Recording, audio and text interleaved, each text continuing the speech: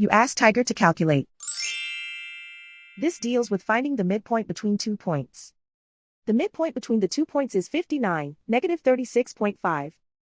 Let's solve it step by step. Plot the 2 points and calculate the midpoint using the formula. The coordinates of point 1 are, x1 equals 60, y1 equals 23. The coordinates of point 2 are, x2 equals 58, y2 equals negative 96. PM represents the midpoint of the 2 points.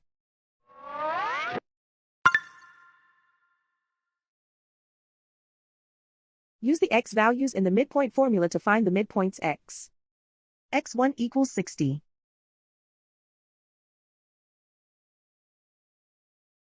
x2 equals 58.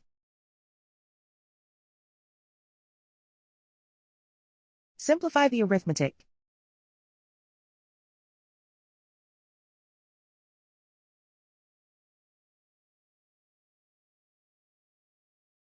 Use the y values in the midpoint formula to find the midpoints y. y1 equals 23.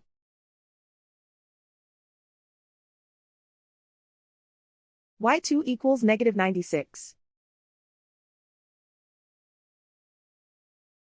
Simplify the arithmetic.